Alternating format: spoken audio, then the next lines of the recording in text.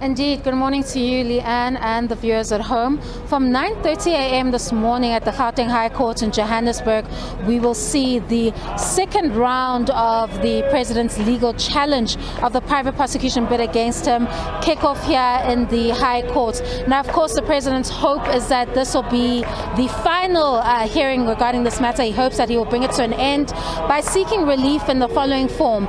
He wants to get a final interdict against this private prosecution bid. Of course, Leanne, final interdicts are not regular relief that is sought in these reviews or awarded in these reviews. Of course, he also seeks to set aside those summons that were issued against him in 2022, as well as declare that nulli prosecute certificate, the second one that was issued that applied to many people that were in the docket named by former President Zuma, or at least that's his interpretation. He seeks to declare that unconstitutional and invalid here in the court.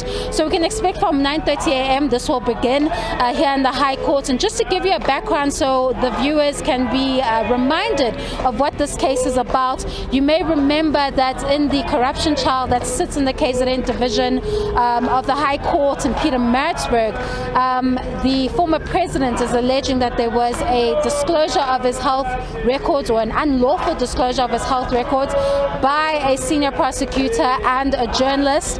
He then writes a complaint in August of 2022 through his lawyers. He says to the president, in his capacity as president, that he wants the president to use his powers to establish a commission of inquiry of sorts into the alleged conduct of the senior member of the National Prosecuting Authority.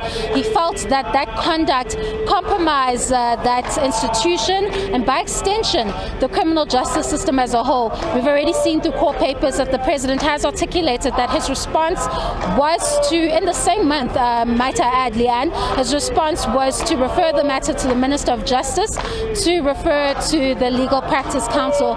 Obviously, this was not satisfactory to the former president.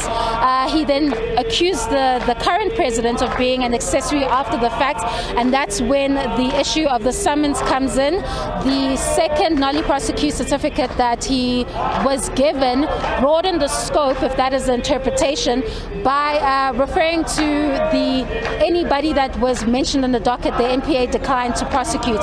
So it is against that basis that those summons were issued against the president. Of course, in January this year, he was able to obtain an interim interdict which shielded him from appearing before the criminal dock, but this did not stop the former president from ensuring that that criminal matter remains enrolled. And we understand that at the end of the month, we will be going back to court for the criminal matter. But it is the president's hope today that he is able to convince the court of this requirement of a final interdict. If he is successful, Leanne, it will mean that this private prosecution bid cannot continue now or in the future. Just to give you a bit of a scene setter before I wrap up, Leanne, there are a few supporters that have gathered outside the court singing, waiting for the arrival of former President Jacob Zuma. We have seen some of his security lining up outside the court, so we understand that he will be appearing for the court hearing that started about 9:30 a.m. this morning. Of course, SABC will be giving you those proceedings live. Stay tuned to all our platforms for that matter as it proceeds at 9:30 a.m. Over to you in studio, Leanne.